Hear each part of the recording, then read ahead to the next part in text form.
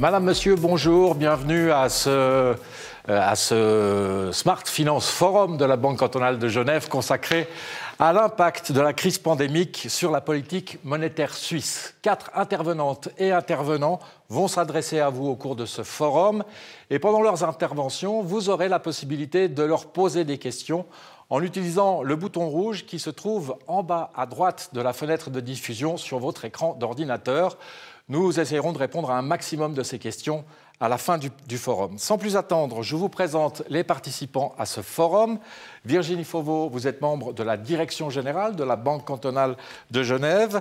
Vous êtes chef de la division entreprise. Valérie Lemaigre, vous êtes économiste en chef de la BCGE.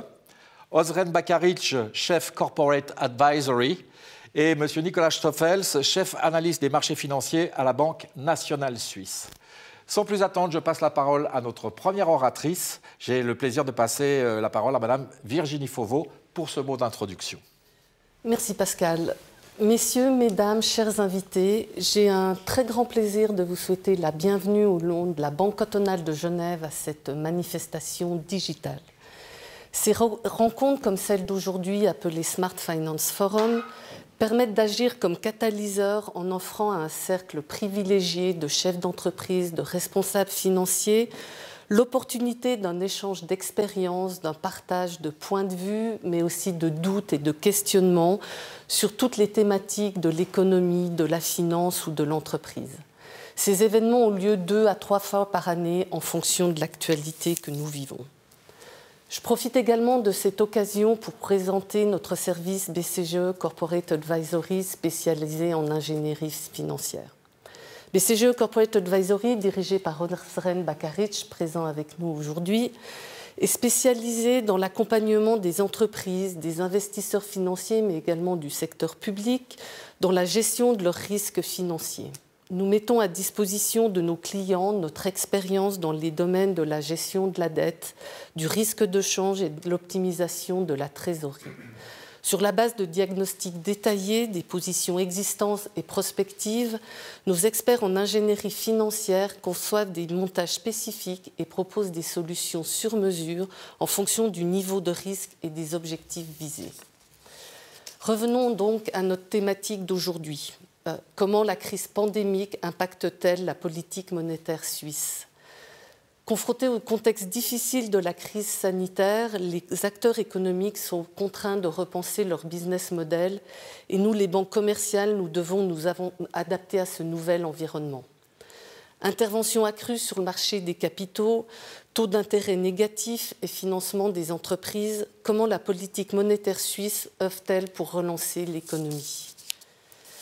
Comment la Banque nationale suisse peut-elle surmonter le défi auquel elle est confrontée aujourd'hui, à savoir le franc fort et les taux négatifs ?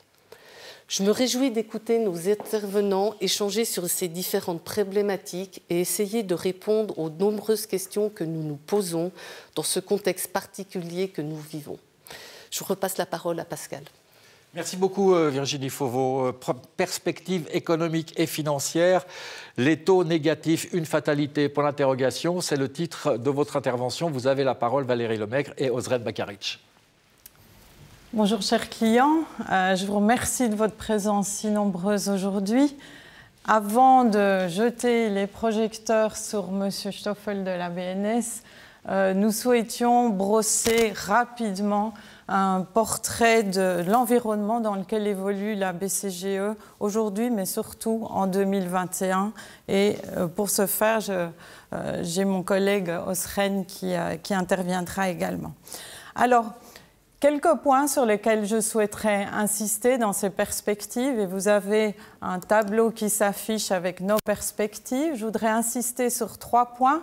Le premier, c'est la résilience de la Suisse dans cette phase de crise importante, et vous le voyez à travers les chiffres de contraction de l'activité, avec une relative faiblesse de Genève, mais qui est temporaire et qui est déjà en train d'être compensée par le retour de l'activité asiatique qui permet à nos exportations de rebondir. Deuxième facteur sur lequel j'insisterai, c'est évidemment ce franc fort qu'il est et qui le restera. Et enfin, en troisième point, des taux d'intérêt, malheureusement avec des perspectives peu ambitieuses, puisque vous le voyez, ces taux d'intérêt restent assez stables. Et la pente de la courbe, c'est-à-dire la différence entre les taux longs et les taux courts, est relativement plate, on va en reparler. Alors, premier point que je souhaiterais souligner, c'est la résilience de la Suisse, et on y reviendra, c'est pour ça que je ne serai pas très longue sur ce facteur-là. Vous savez que c'est une crise inédite, elle est surtout inédite parce qu'elle a créé des disparités importantes, elles sont sectorielles, régionales, elles sont également en termes de taille de société et de génération également. Et le point sur lequel je voudrais insister concernant la résilience de la Suisse, c'est sa structure, c'est sa spécialisation sectorielle qui lui permet effectivement, grâce au secteur pharmaceutique, et vous le voyez par la courbe grise, qui finalement se contracte beaucoup moins rapidement que les activités de service, eh bien cette activité de production pharmaceutique soutient quelque part ou compense partiellement la chute des autres activités. Donc une résilience de l'activité suisse qui est évidemment importante, qui va nous permettre en 2021 de revenir sur des niveaux précédents, progressivement, des bases précédentes, avec bien sûr certains écueils. Mais cette résilience, elle est importante parce qu'in fine, elle est un facteur de soutien du franc fort. C'est un facteur explicatif de ce franc fort, ce n'est pas le seul bien évidemment. Le franc jouit de facteurs structurels et cycliques. Le principal facteur cyclique aujourd'hui, c'est cette valeur refuge qui a, au cours de l'année 2020, été fortement sollicitée, on y reviendra. Et les facteurs structurels qui font que finalement, depuis 1990, on accumule une épargne qui est stockée sur des comptes en liquidité en francs suisses et qui soutiennent évidemment cette force du franc.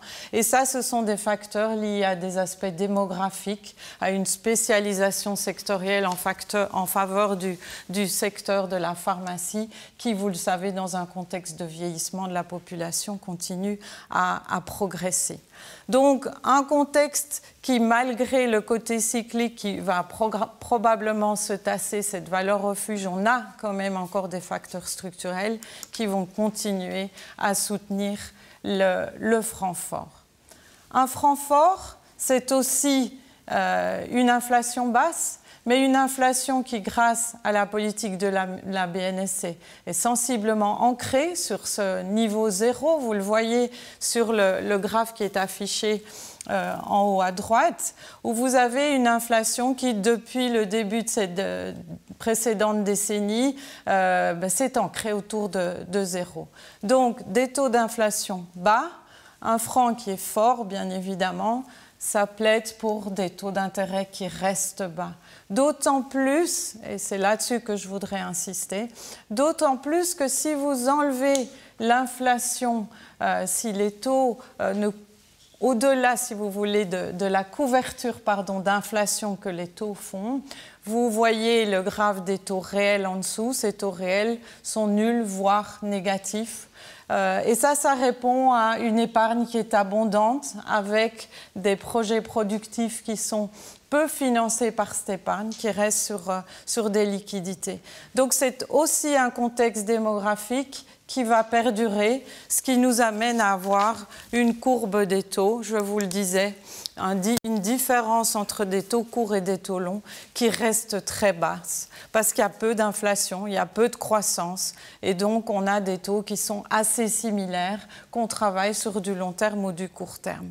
Ça, c'est évidemment complexe pour le rôle des banques, mais ça ne nous empêche pas de continuer à financer l'économie et à donner à nos clients des crédits, un financement avec un coût qui est très faible.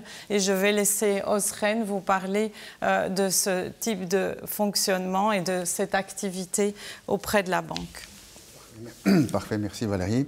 Donc là, nous avons dressé un tableau au niveau macroéconomique. Maintenant, si on essaye de descendre d'un étage, faire un zoom pour voir comment se porte l'emprunteur dans ce contexte de taux négatif. Et pour le faire, il nous faut d'abord considérer que les banques ont plusieurs sources pour financer les crédits qu'elles accordent. Ce sont naturellement les fonds propres, les dépôts de la clientèle ou encore le marché des capitaux. Mais fondamentalement, une banque se finance surtout par les dépôts de la clientèle et naturellement répercute son coût de financement sur celui des autres agents économiques. Et c'est justement ça la raison pourquoi aujourd'hui on est en face de ce floor à zéro qui d'ordinaire s'applique à tous les crédits bancaires. À l'opposé, nous avons les produits dérivés qui effectivement ne sont pas soumis dans leur construction et par définition à aucune notion de floor. Seulement, ce sont des instruments de taux et non pas des instruments de liquidité. Donc finalement, est-ce qu'il y a une façon, un moyen de capturer ces taux négatifs?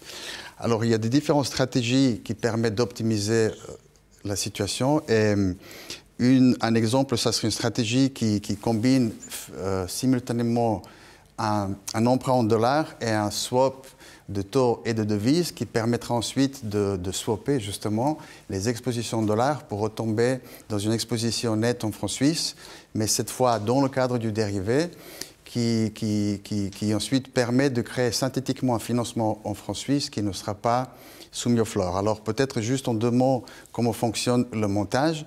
Donc à l'origine, les liquidités sont créées dans le cadre de l'emprunt en dollars et simultanément elles sont prêtées dans le cadre du dérivé contre un montant équivalent de liquidités en francs suisses. Donc en fait on a un netting ou une compensation de l'exposition en dollars. Pendant la durée de l'opération, le taux qui est à payer dans le cadre de l'emprunt correspond par montage correspondra au taux qui est reçu dans le cadre du dérivé, de façon à justement faire un netting des flux de taux d'intérêt en dollars. Et donc, il reste à payer dans le cadre du dérivé le taux d'intérêt en francs suisses. Mais comme on avait dit, effectivement, cette fois, il n'y a pas de floor qui s'applique à ce taux-là.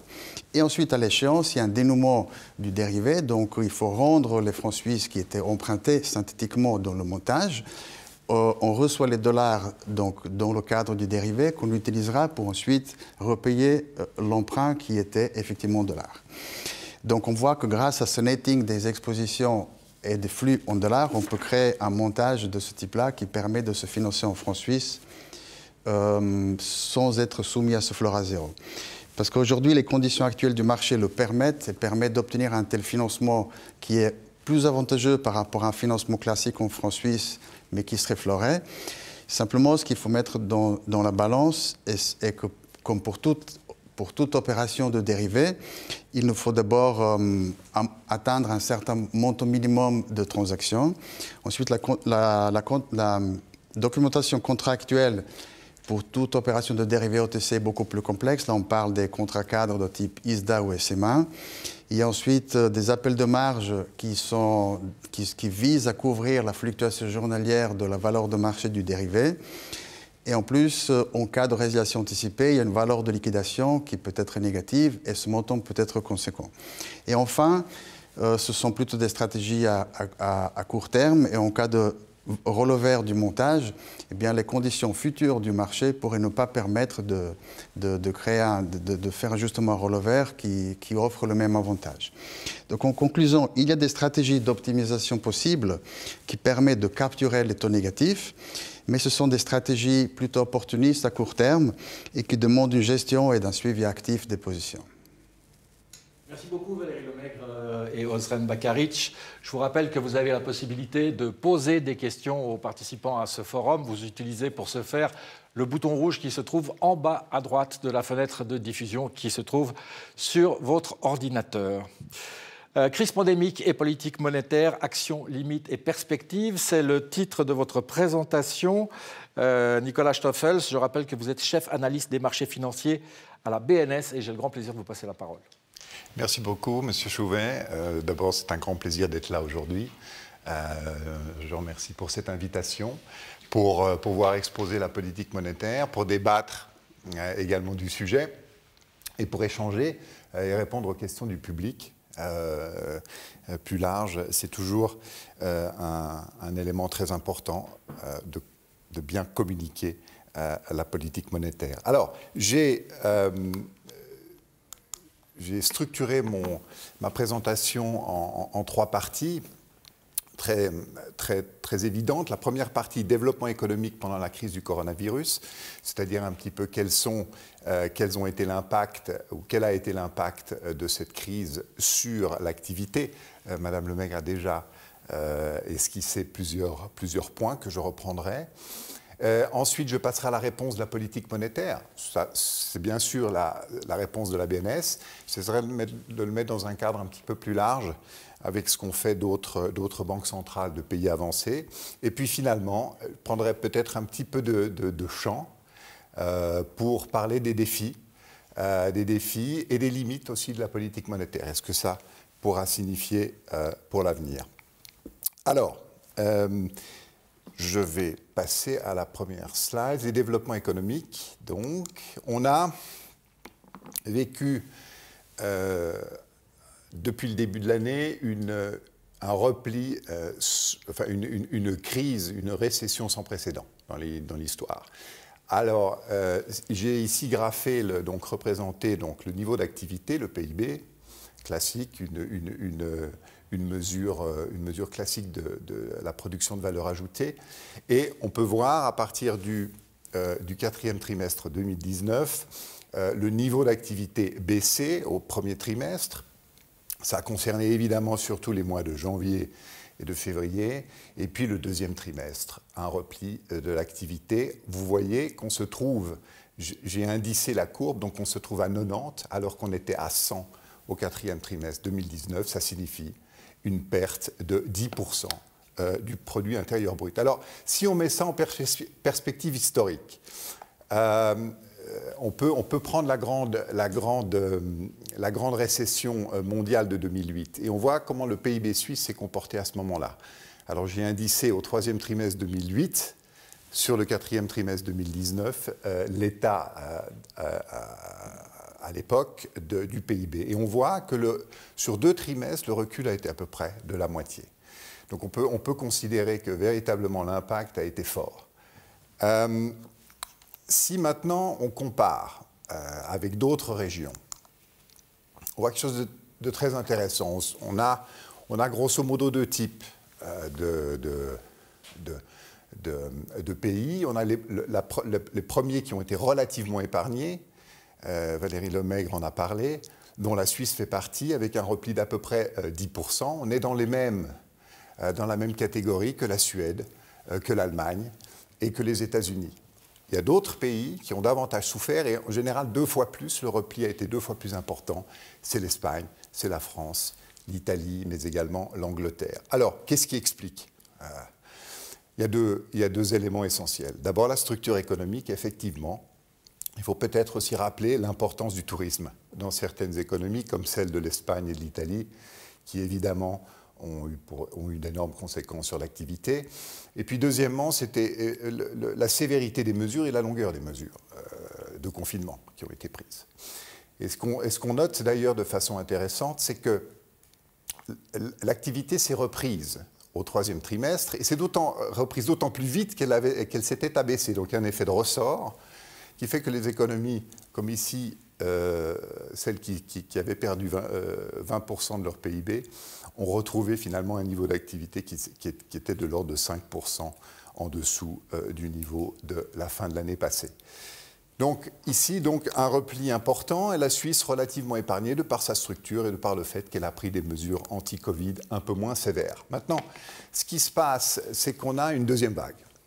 Alors, si on regarde la deuxième vague et qu'on considère les niveaux d'infection en rapport avec la population en particulier, pour prendre une mesure assez largement commentée, on se rend compte qu'effectivement, à partir du mois de septembre, mais surtout octobre et novembre, on a une progression, octobre en particulier, une progression fulgurante. On le voit d'ailleurs en particulier quand on compare avec le mois de mars et avril. Alors on ne testait pas de la même façon, donc il faut être prudent. Mais on voit une chose intéressante, c'est que la Suisse est très mal placée, quoi. On a un niveau d'incidence qui est très élevé. Donc ça signifie qu'effectivement, avec des mesures qui ont été prises entre-temps, l'accalmie de l'été, aussi au niveau économique, on verra très probablement en fin d'année un impact significatif sur l'activité, probablement un recul. C'est pas encore, on ne sait pas, mais c'est pas en dehors des possibilités. J'ai d'ailleurs ici représenté un indice qui est relevé, c'est un indice de mobilité qui est relevé c'est des téléphones, c'est Google qui fait ça, et on peut, avec ça, on peut estimer la fréquentation à la fois des lieux publics, mais également des magasins, en regardant les zones. Et on voit très bien ici un écrasement de la mobilité à partir du début du mois de novembre. Donc, 4e trimestre qui va être compliqué. Alors, Madame Lemaigre l'a dit, une crise qui a frappé les secteurs de façon très différente. À gauche, l'économie domestique qui a été particulièrement touchée, et en particulier le secteur de l'hospitalité et du logement, comme on le décrit joliment, c'est plutôt, bien sûr, c'est les hôtels, les restaurants, les bars. Et alors là, on a vu au 2e trimestre un repli énorme. En revanche, on voit que l'industrie qui a souffert, certes, s'est repliée de façon moindre. Le commerce de détail, lui, c'est d'abord replié, et puis ensuite il y a eu un effet de rattrapage. Il est sûr que ça a été aidé par le commerce en ligne. Alors, ce n'est pas seulement l'économie domestique qui a beaucoup souffert, c'est également l'économie exportatrice. Alors, là, effectivement, on note un soutien, et c'est l'industrie pharmaceutique. Et là, je l'ai graphé ici à droite, c'est la ligne rouge. On voit les produits chimiques et pharmaceutiques qui ne varient pratiquement pas. Il faut savoir que c'est une caractéristique justement des exportations helvétiques, c'est que les produits pharmaceutiques jouent un rôle très important et ne sont pas du tout cycliques. Donc, ce qui fait que notre commerce extérieur en fait évolue d'une façon légèrement déconnectée avec le cycle mondial. En revanche, toutes les autres branches ont fortement souffert. On voit une baisse au 2e trimestre de l'ordre en volume de 35%.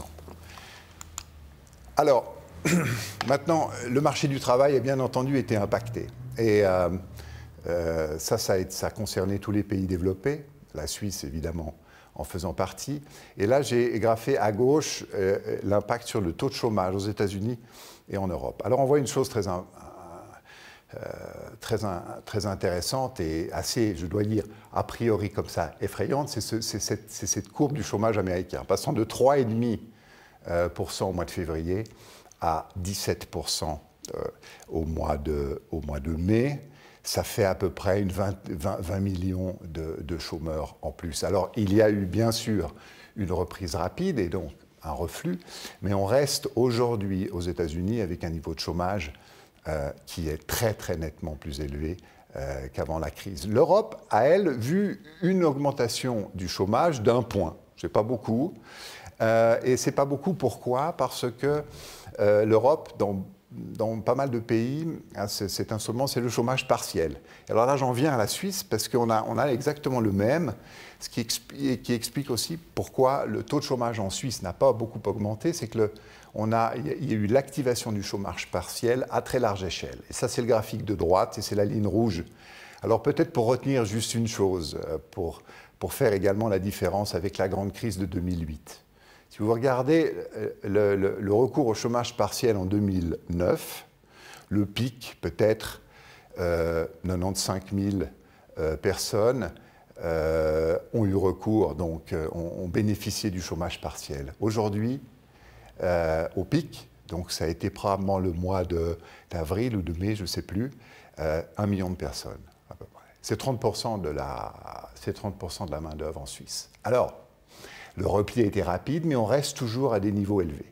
Ça a eu l'avantage, c'est que les gens ne sont pas partis au chômage, et donc la courbe de chômage n'a pas énormément augmenté. Alors, ça, c'est donc pour l'impact sur l'économie et sur l'activité réelle. Si on regarde l'inflation, et là, j'ai graphé ici donc l'inflation depuis 2011, avec certaines de ses composantes les plus importantes. Et ici, ce que j'aimerais montrer, c'est 2 choses. D'abord, l'inflation est très basse. Elle est non seulement basse, mais elle est négative. On est au mois d'octobre à moins 0,6%. Alors, elle est négative, pourquoi? Il y a 2 raisons. mais la raison principale sont liées à des facteurs extérieurs. Il y a encore l'impact des prix du pétrole qui ont quand même fortement chuté au début de la crise, donc toujours les prix des matières premières jouent un rôle. Et deuxièmement, les prix des biens importés. Et là, le franc joue un rôle déterminant. Ce sont les barres rouges. Et les barres rouges sont passées dans le domaine négatif très clairement au cours de 2020. Ça, c'est la conséquence de l'appréciation du franc, généralement en 2019, parce qu'il y a quand même un certain effet de retard, et puis au début de la crise. Depuis lors, il s'est stabilisé, mais on voit des effets négatifs sur l'inflation très clairs jusqu'au jour d'aujourd'hui. Ça, c'est une observation, donc l'importance des facteurs extérieurs pour déterminer la dynamique d'inflation. L'autre élément très important, c'est aussi, bien sûr, l'inflation domestique. L'inflation domestique, c'est la pression des prix de ce qui est produit ici, en Suisse. Et bien entendu, on a vu ici cette mesure souffrir de la crise. Ce sont les barres bleues qui passent sous zéro. C'est relativement rare. On a eu la même chose en 2015. Mais c'est relativement rare et ça témoigne de la difficulté de l'économie intérieure. C'est surtout dû, c'est vrai que si on regarde dans les détails, c'est surtout dû au secteur du tourisme.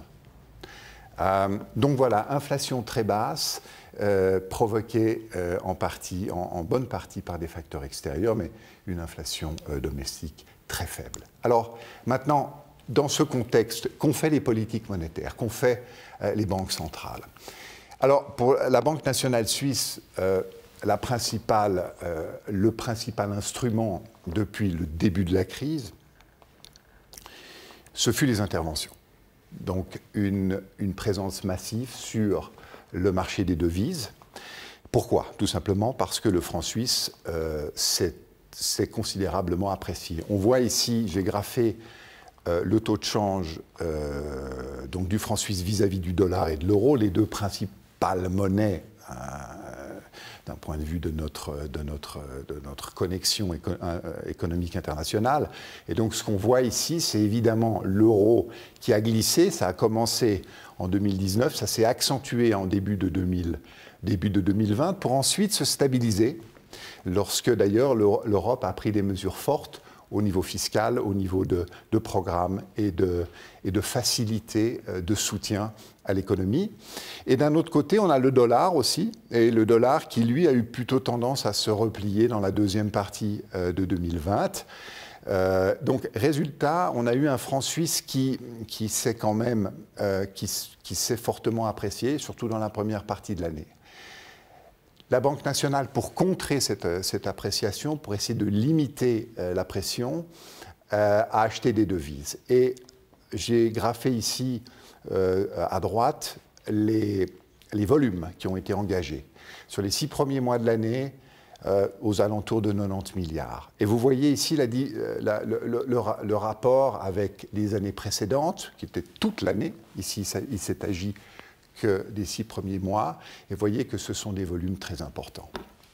Alors, le change, c'est bien sûr, les interventions de change est un pilier très important de la politique monétaire, et il y a l'autre pilier classique, les taux d'intérêt.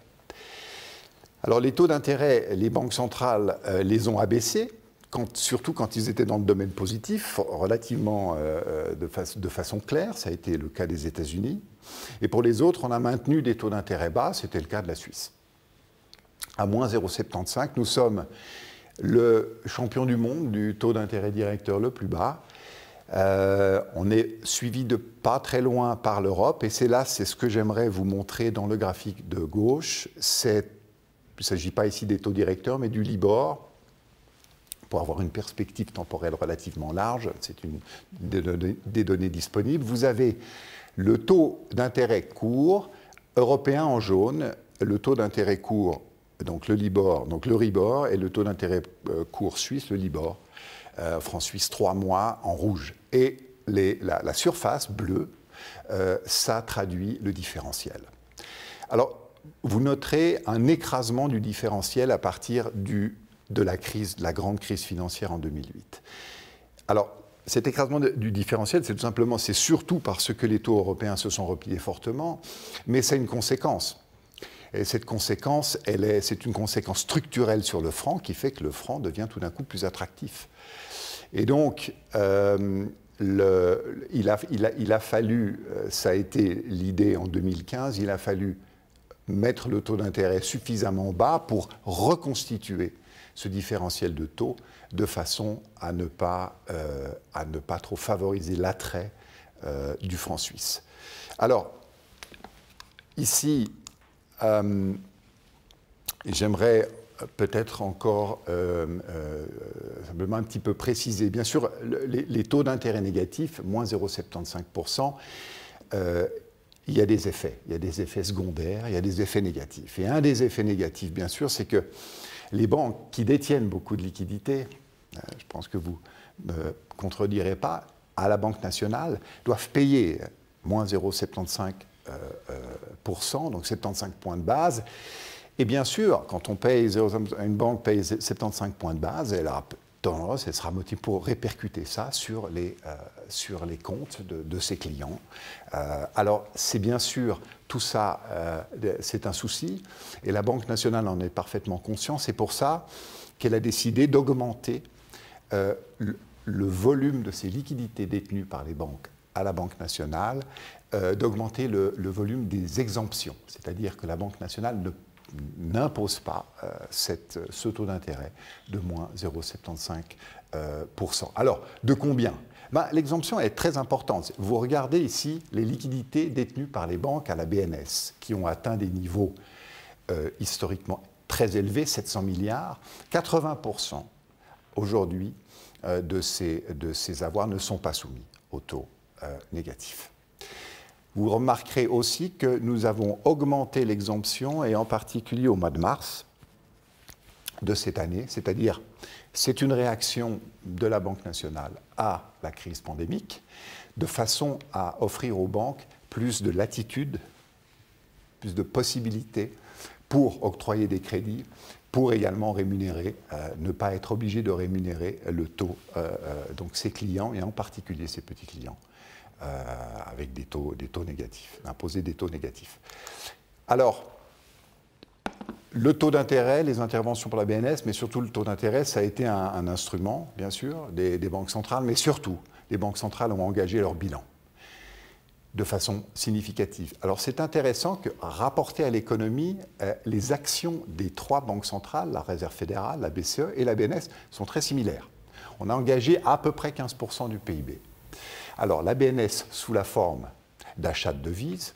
Quant à la Fed et à la BCE, ça a été surtout, alors bon, c'est relativement compliqué, mais surtout des achats d'actifs. Donc l'idée, le résultat est le même, on a une expansion de la liquidité, mais le but n'était pas du tout le même. La BNS, c'était le franc suisse, c'était de contenir l'appréciation du franc. La BCE et la Fed, c'était de relâcher les conditions monétaires domestiques pour lutter contre la pandémie, les conséquences néfastes de la pandémie. Alors, ça s'est fait aussi pendant la grande crise financière. Il a fallu quand même innover. Alors, une des innovations, la plupart des banques centrales l'ont faite, et la Banque nationale, d'ailleurs, a fait un petit peu œuvre de pionnier dans ce domaine, c'est la mise sur pied de ce qu'on appelle des facilités de refinancement pour des crédits bancaires qui seraient accordés très rapidement et sur une marge très large à l'économie réelle. Comme l'a dit Valérie Lemaigre, c'est une crise qui a touché les secteurs, c'est une crise qui a engendré des problèmes instantanés de liquidité, crise très différente de ceux qu'on a l'habitude de vivre d'habitude. Et donc, un élément absolument crucial de la réponse, c'est qu'il faut mettre les moyens, il faut donner les ressources aux secteurs, et aux personnes d'ailleurs, qui perdent leurs revenus, de façon à passer ce cap. Et donc, il faut qu'ils aient accès. Ça peut être au crédit, ça peut être à des subventions, mais on a en Suisse choisi la voie du crédit. Et comment est-ce qu'on a fait? Tout simplement, la Confédération, avec la Banque nationale et les banques, se sont réunies. Et ce que fait la Confédération, c'est que lorsqu'une banque octroie un crédit, elle le garantit automatiquement à 100%. Donc le risque de crédit est pris par la Confédération. La banque, elle distribue le crédit. Et que fait la Banque nationale? Eh bien, la Banque nationale, elle permet à aux banques qui distribuent ce crédit aux entreprises, très rapidement, de se refinancer à la Banque nationale. C'est-à-dire de pouvoir avoir accès aux liquidités, ce qui leur permet, ce qui facilite évidemment l'activité de crédit. Ils le font à des prix très attractifs, puisqu'ils se refinancent chez nous à des taux négatifs. Donc ils touchent 0,75%, et puis ils octroient les crédits à des taux très bas, 0%. Du point de vue de politique monétaire, je crois que c'est très important de voir quels sont les rôles ici, et en particulier le rôle de la BNS et de la Confédération. La Confédération, elle injecte les fonds, elle prend le risque sur les fonds, elle injecte les moyens. La BNS, elle facilite. C'est quelque chose qui est important parce que quand je parlerai du rôle et de la perception des banques centrales dans l'avenir, c'est quelque chose qu'il faut mettre en avant, c'est qu'il y a une différence très nette de rayon d'action entre les pouvoirs publics et ce que fait une banque centrale. Alors, je ne vais pas commenter plus avant ces crédits, mais simplement pour vous dire que ça a été un succès. Ça a été un succès, plus de 130 000 entreprises ont eu recours à ces crédits. Ça s'est fait très rapidement dans la première semaine, donc à la fin du mois de mars, il y a eu en moins d'une semaine 50 000 demandes de crédit qui ont été accordées. Et les spectateurs probablement, certains d'entre eux ou d'entre elles ont des expériences de premier plan, mais on a entendu qu'effectivement les fonds étaient déboursés extrêmement rapidement, quasiment dans la journée. Les banques venant se refinancer à la Banque nationale obtenaient les fonds également à des vitesses très importantes. Alors, je l'ai dit, on a eu, c'est un instrument très important pour lutter contre les effets néfastes de cette crise. Et on le voit, c'est surtout vrai, c'est vrai aussi bien au niveau géographique qu'au niveau sectoriel des branches. Alors là, j'ai graphé rapidement, mais je ne vais pas rentrer dans les détails, mais ce qu'il faut retenir ici, à gauche, vous avez la proportion des entreprises dans un canton qui a eu accès ou qui a sollicité et reçu d'ailleurs le crédit. C'est un quart des entreprises tessinoises. C'est beaucoup. Genève en deuxième position, et puis je crois Vaud, Valais. Bien entendu, ce furent les régions les plus touchées par le virus et par des mesures strictes de confinement. Alors, c'est non seulement géographique, mais également sectoriel. Alors, à droite, ce que j'ai montré, c'est en bleu, vous avez le PIB de chaque branche, en pourcentage du PIB total en Suisse, et à droite, le volume des prêts et de ces mêmes branches en pourcentage de l'ensemble du volume des prêts accordés.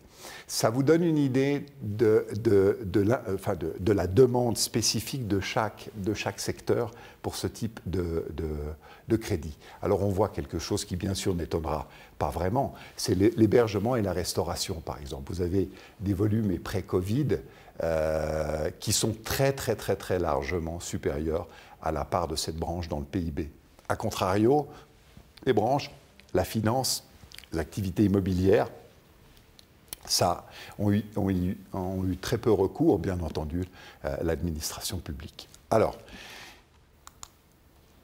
j'en viens maintenant un petit peu en essayant de prendre un peu de recul et de champ sur ce que ça signifie pour l'avenir. Alors, on peut dire beaucoup de choses, bien sûr, sur prendre des angles très, très variés sur le sujet. Alors, j'aimerais me concentrer sur 3 éléments. D'abord, sur le contexte macroéconomique général. Qu'est-ce que l'économie post-Covid et surtout ce que ça va signifier pour les politiques monétaires, en particulier celle de la BNS. Alors là, bien sûr, c'est ces taux d'intérêt, les taux d'intérêt qui sont bas, et c'est la forte incertitude, j'y viendrai après un peu plus en détail. Ensuite, la hausse de la dette, publique et privée. Alors, autant le contexte macroéconomique, savoir exactement quelles branches vont souffrir à long terme, quel sera l'impact sur la productivité, quel sera l'impact sur, par exemple, également la formation, etc. Ça, c'est compliqué. En revanche, s'il y a bien une certitude, c'est qu'autant le secteur public que privé va terminer cette crise avec un niveau d'endettement largement supérieur à la situation initiale. Et puis le troisième élément, c'est un peu le rôle et perception des banques centrales. Alors, j'ai un peu intitulé ça « Bilan, profit et convoitise ». Grande extension du bilan, des profits qui peuvent être importants, j'en parlerai en ce qui concerne la Banque nationale, et donc forcément aussi les gens qui se disent pourrait-on les engager à d'autres fins. Et je terminerai sur l'élément très important de l'indépendance. Alors, l'environnement macroéconomique, tendance baissière des taux d'intérêt. Ici graphé sur, je suis une trentaine d'années, des taux d'intérêt aux États-Unis, en Allemagne et en Suisse. Alors évidemment, on voit une tendance baissière absolument claire, et on voit aussi, et en particulier aux États-Unis, qu'il y avait des taux d'intérêt légèrement plus élevés, que le début de la crise a accentué encore cette tendance. Tendance très lourde, due basse inflation, des éléments structurels comme la démographie, le manque de productivité. Je dirais même, c'est peut-être un élément qu'on ne met pas suffisamment en avant, c'est l'incertitude, généralement. Il y a une prime à la liquidité, il y a une prime à la sécurité. Et ça a tendance à faire baisser les taux d'intérêt, bien entendu. Après une crise de cette ampleur et de cette nouveauté, je dirais, quelles seront les conséquences de moyen terme, quelle sera la vitesse de la reprise, tout ça, ce sont des choses qui sont incertaines, et donc il est très probable que les taux d'intérêt restent bas encore un certain temps. Ils pourraient remonter lorsque les choses se normaliseront, remonter progressivement, mais généralement rester bas. Alors, pour la Banque nationale, alors ça, c'est toutes les banques centrales se trouvent confrontées à cette situation des taux d'intérêt bas. La Banque nationale et la Suisse a un autre défi, c'est le franc fort. Et la combinaison des deux en particulier. C'est-à-dire que si vous avez un environnement mondial avec des taux d'intérêt très bas et une incertitude forte, donc la tendance pour le franc à prendre son rôle de valeur refuge de façon répétée, eh bien vous avez cette situation qui d'ailleurs était un petit peu la même avant la crise, mais qui a été légèrement accentuée par cette crise, qui fait qu'effectivement, on est dans une situation relativement challenging, comme on dit. Et donc là, c'était pour ce graphique que les téléspectateurs peuvent voir. C'est simplement c'est le lien entre le niveau du franc suisse en rouge par rapport à ses principaux partenaires commerciaux et une mesure de l'incertitude des politiques économiques. C'est très imparfait, mais ça donne une idée quand même. Là, on a passé la crise financière mondiale de 2008, la crise de la dette de l'euro, puis Brexit, l'élection de Donald Trump et les tensions commerciales fortes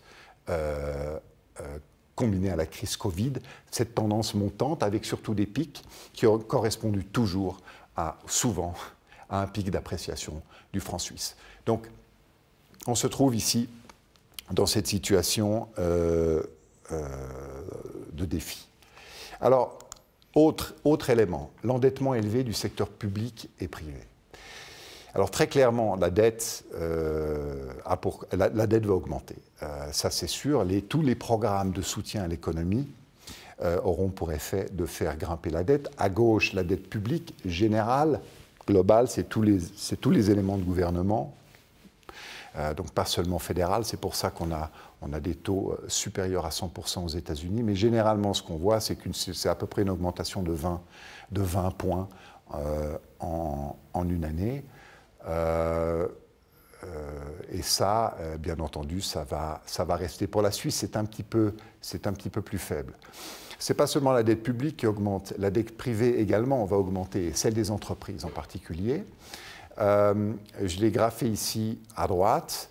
Alors on voit pas une tendance à la hausse, c'est la ligne verte, de toutes les économies avancées, on a une tendance plate depuis 2008, mais il est bien entendu qu'avec ce genre, comme les pré-Covid, on va augmenter. C'est intéressant de noter que la Suisse, entre guillemets, est mal placée de ce point de vue-là.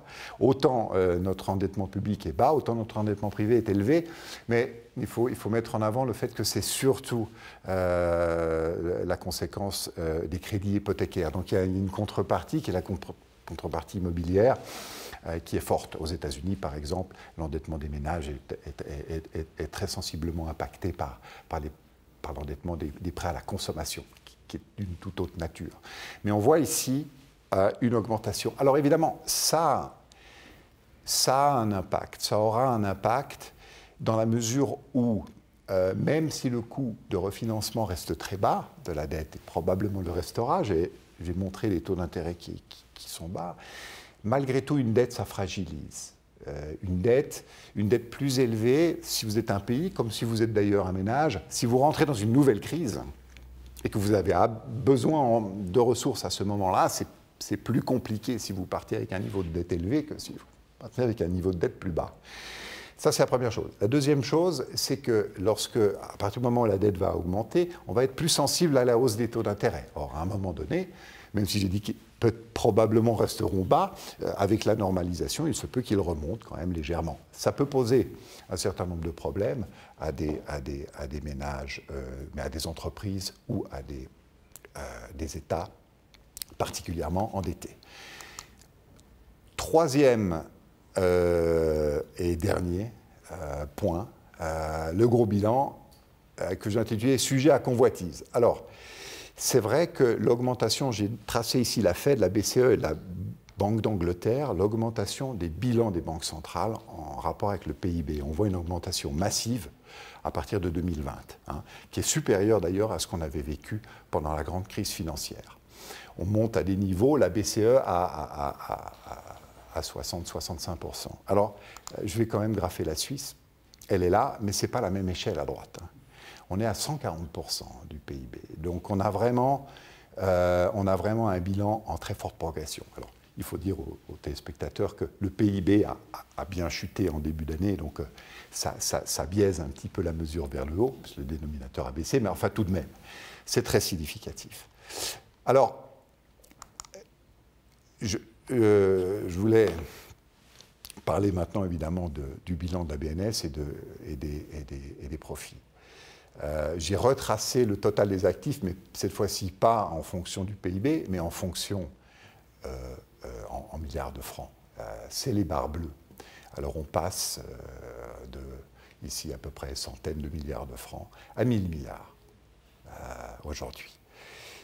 Si on considère les profits, c'est la ligne rouge. Ce n'est pas la même échelle, évidemment.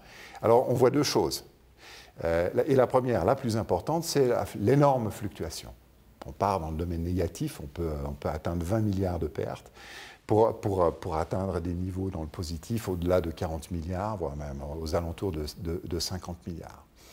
Donc, ce qu'il faut ici retenir, c'est que, oui, si on peut prendre, on prend 2019, on prend une année spécifique, on voit un gros profit, la Banque nationale, mais ça varie énormément.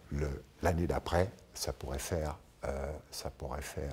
être très largement dans le domaine négatif. Donc, généralement, la perception du public qui dirait « Ah bon, la Banque nationale fait beaucoup de profits, donc elle pourrait distribuer et on pourrait faire plus. » Il y a beaucoup de choses à faire dans nos sociétés. Il y a la transition écologique, climatique.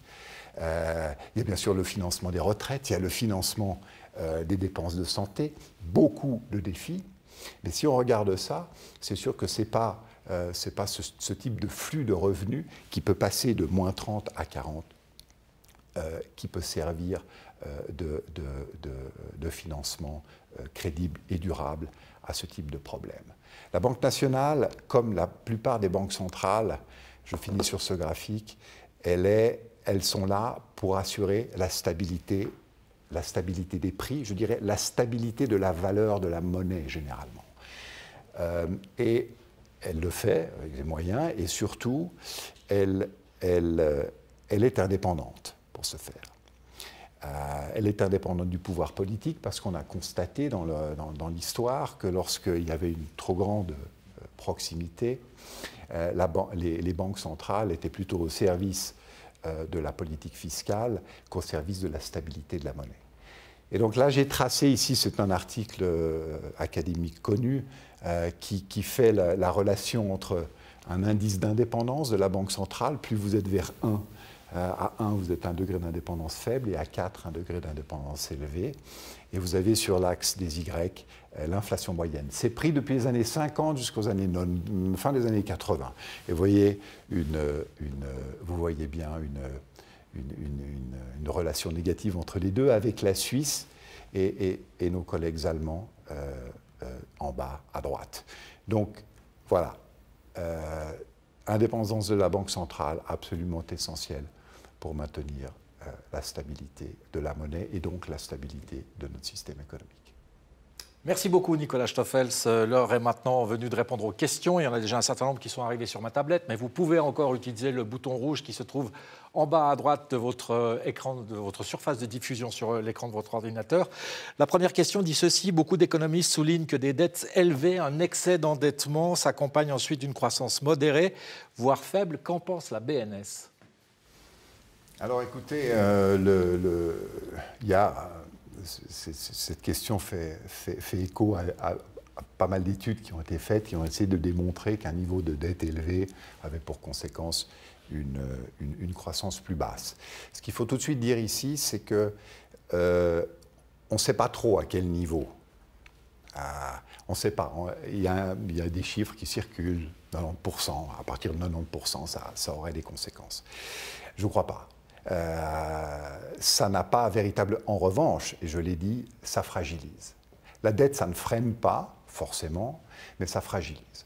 Et donc, tant qu'on peut s'en passer, vaut probablement mieux s'en passer, surtout si c'est des niveaux élevés.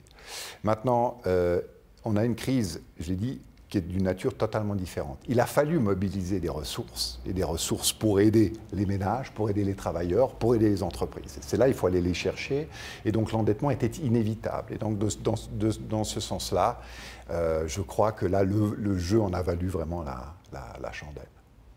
J'ai une autre question qui dit ceci: la politique monétaire crée-t-elle une bulle immobilière, et quand éclatera cette bulle? Alors, on va commencer par la bulle immobilière. Y a-t-il bulle immobilière? Et je poserai également la question à Valérie Lemecq, peut-être au niveau genevois.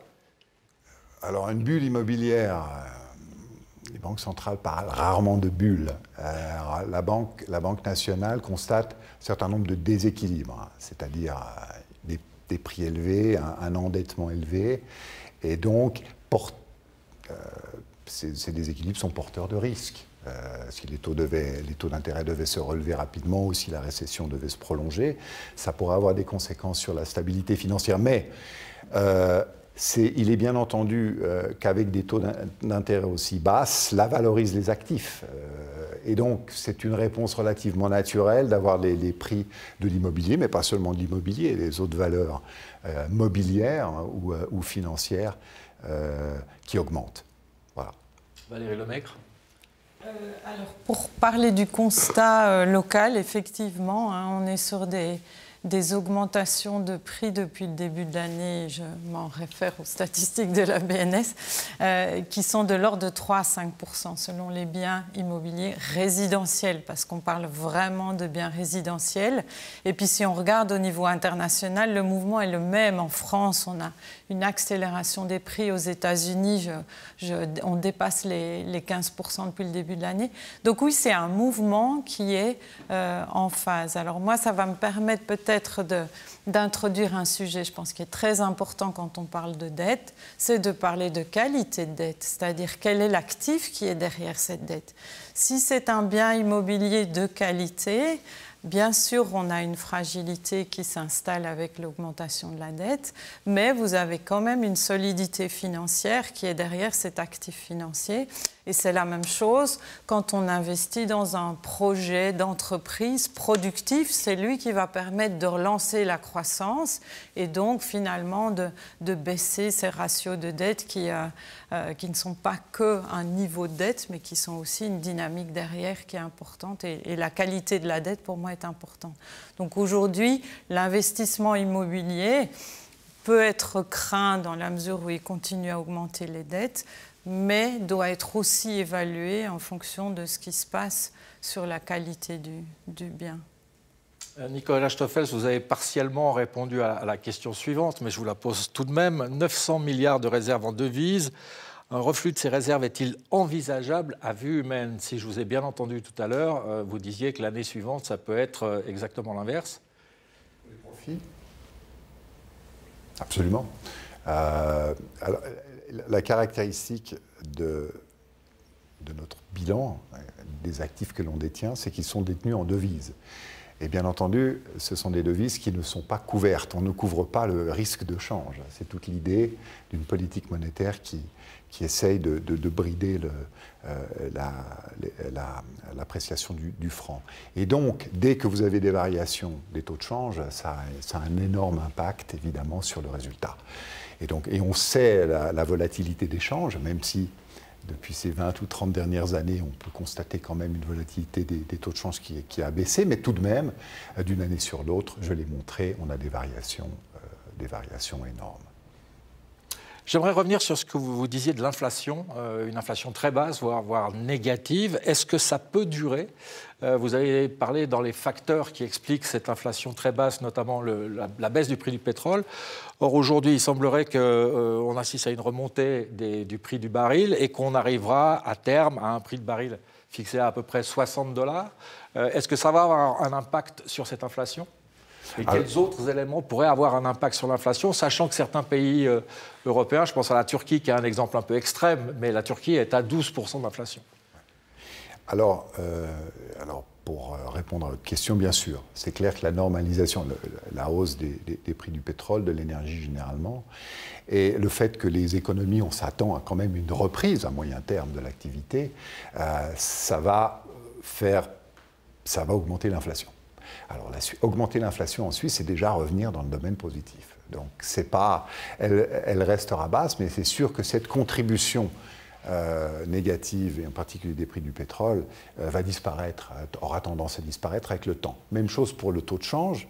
Si le franc suisse reste relativement constant, les barres rouges que je vous avais montrées ne seront plus dans le domaine négatif et passeront dans le domaine positif. Peut-être un mot sur la relation du PIB suisse avec le PIB mondial. Le FMI parle d'une contraction du PIB mondial de 4,4% cette année, mais d'un rebond de 5,2% pour l'année prochaine. Le PIB suisse est intimement lié à ces chiffres-là, où on a peut-être des circonstances ou une conjoncture qui est différente. Non, on est très fortement lié à une petite économie ouverte, très dépendante de l'extérieur, mais comme on l'a dit, c'est une crise qui a fortement touché l'économie domestique et l'économie des services en particulier. C'est ce qui fait un peu sa spécificité. Donc l'ensemble des secteurs a souffert, mais bien entendu aussi le secteur extérieur. Et donc c'est un choc global. Alors même si le virus ne circule pas de la même façon partout, en particulier il circule quand même moins en Asie, on aura quand même une grande synchronisation des activités. Pour terminer, j'ai envie de poser la dernière question à Mme Fauveau, puisque vous êtes chef du département entreprise à la Banque cantonale de Genève. On a le sentiment quand même que les entreprises, j'ai le sentiment que les entreprises sont très inquiètes en ce moment. Vous confirmez ?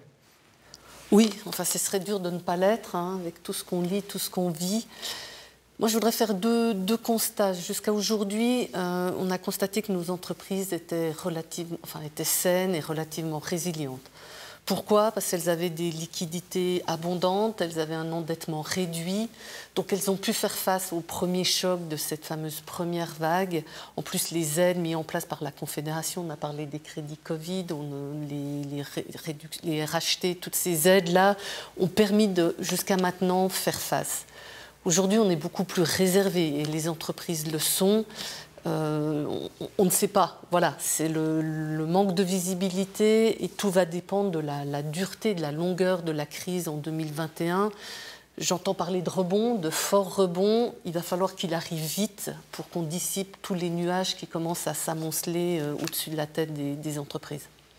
Alors, il y a quelqu'un qui a réagi à la réponse sur l'inflation, donc je prends vite encore cette question qui a un peu la chance du dernier arrivé. Est-ce que l'inflation n'est pas sous-estimée due à la composition du panier ? Alors ça, c'est un débat, c'est une bonne question, mais c'est un débat qui fait rage depuis des décennies. Qu'est-ce que veut dire exactement la stabilité des prix? Alors généralement, les banques centrales se disent à peu près 2% avec ce qu'on mesure. Ça mesure la stabilité des prix. Pourquoi? Parce qu'il y a des gains, surtout des gains de qualité, etc., qui ne sont pas bien mesurés. Je dirais, est-ce qu'on ne la sous-estime pas? Je pense qu'il y a aussi une petite idée derrière la tête de dire oui, mais il y a beaucoup d'actifs financiers. Par exemple, quand on achète une maison, un appartement, le prix a augmenté. Mais alors là, on confond, je pense, ce qui est consommé et ce qui est investi. On investit dans un bien immobilier, mais on consomme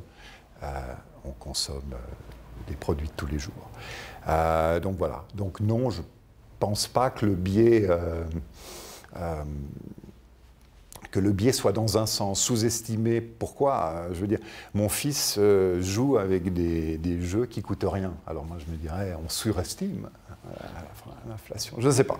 Mais généralement, la plupart des banques centrales s'accordent à dire qu'entre 0 et 2%, on est à peu près... on a atteint la stabilité des prix. Avant de remercier les participants à ce forum, une demande à vous qui nous suivez depuis l'autre côté de l'écran. Vous avez au-dessus de votre fenêtre de diffusion un petit bouton rouge qui vient d'apparaître pour un questionnaire de satisfaction.